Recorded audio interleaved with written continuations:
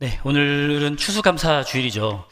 또 오늘 이후에 일정이 좀 있는데 이런 날 설교를 하면 길게 해야 할까, 짧게 해야 할까 걱정이 되지만 저는 약간 눈치가 없지 않습니다. 눈치 있게 잘 하도록 하겠습니다. 자, 오늘 말씀은요, 시편 59편 말씀인데요. 이 시편을 누가 썼는가 하면 다윗이 썼습니다.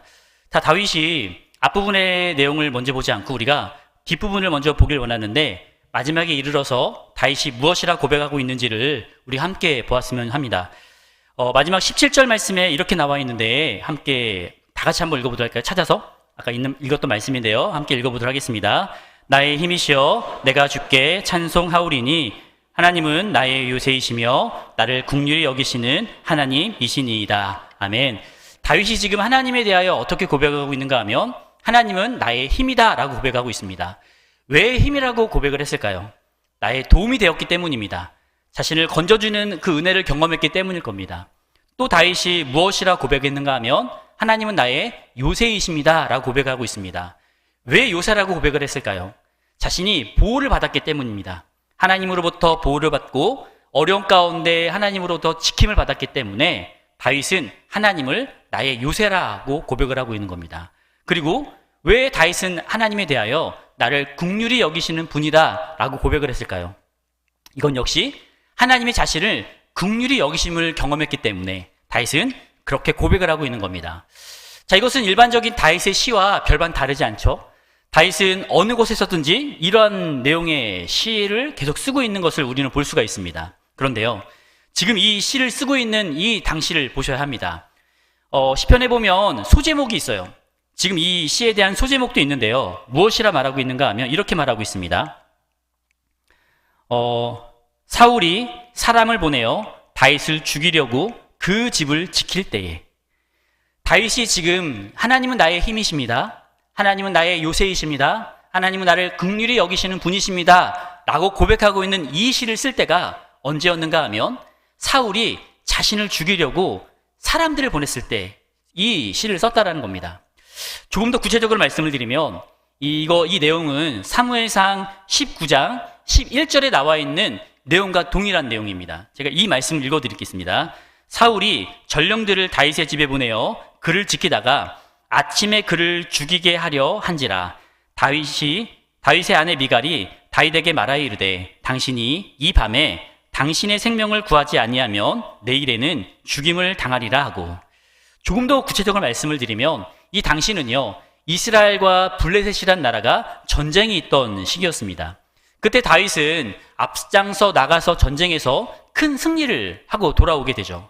그런데 승리를 하고 돌아온 장군의 반군을 어떻게 맞이해야 하는 것이 맞습니까? 칭찬을 하고 상을 줘야 되는 것이 맞겠죠. 하지만 당시 이스라엘의 왕이었던 사울은 이 다윗을 죽이려 했던 겁니다. 전쟁을 하고 돌아온 다윗을 어떻게 했는가 하면 자신이 들고 있던 단창을 던져서 다윗에게 던졌던 것이 사울의 모습이었습니다. 결국 다윗은 그 자리에서 피해서 집으로 돌아가게 되었는데 사울은 여기서 그치지 않고 너무나 미운 나머지 이 다윗을 죽이려고 사람들을 보내요. 군사를 보내요. 그리고 그 집을 지키고 있다가 아침이 될 때에 그 다윗을 죽여라라고 명령을 하게 되었던 내용입니다.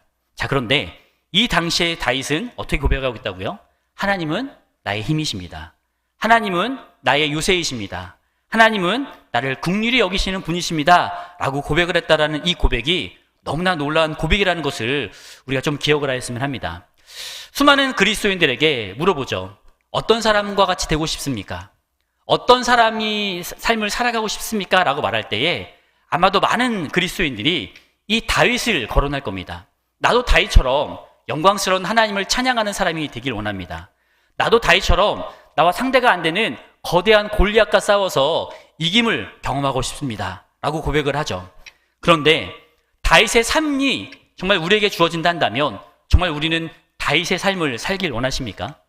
다윗이 걸었던 길은요, 보여지는 것은 찬양하고 왕으로서 살아가고 많은 사람에게 사랑을 받았던 인물, 또 너무나 거대했던 그 골리앗을 이기는 아주 위대한 인물로 우리는 생각을 합니다. 하지만 다윗의 인생은 고난의 연속이었죠.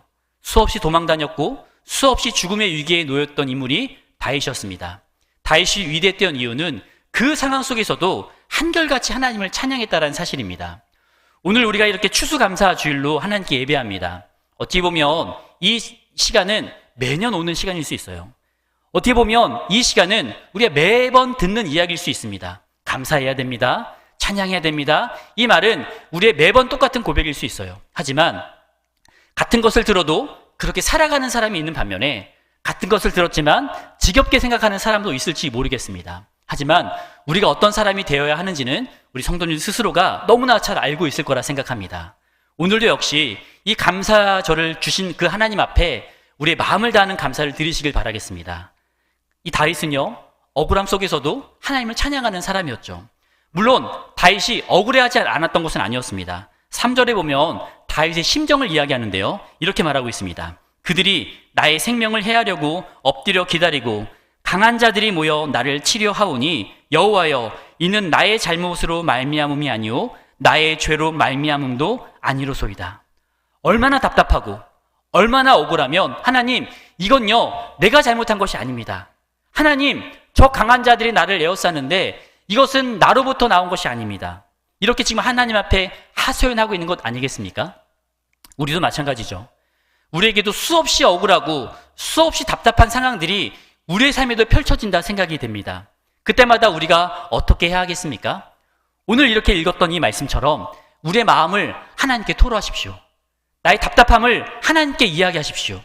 그리고요, 우리가 해야 될 고백은 오늘 다윗이 마지막 절에서 언급했던 것처럼 하나님은 나의 힘이시고 나의 요새이시고 나를 긍휼히 여기시는 분이십니다라고 고백하는 것이 우리의 고백이 되어야 할 줄 압니다. 왜냐하면 그렇게 고백한 그 고백이 실제로 다윗의 삶에 나타났기 때문이라는 사실입니다.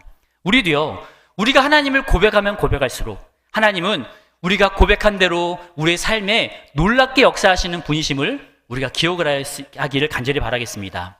우리가 바라는 것이 무엇입니까? 나의 삶에 하나님께서 어떻게 나타나기를 간절히 바라십니까? 그러면요, 그 하나님을 마음껏 찬양하십시오.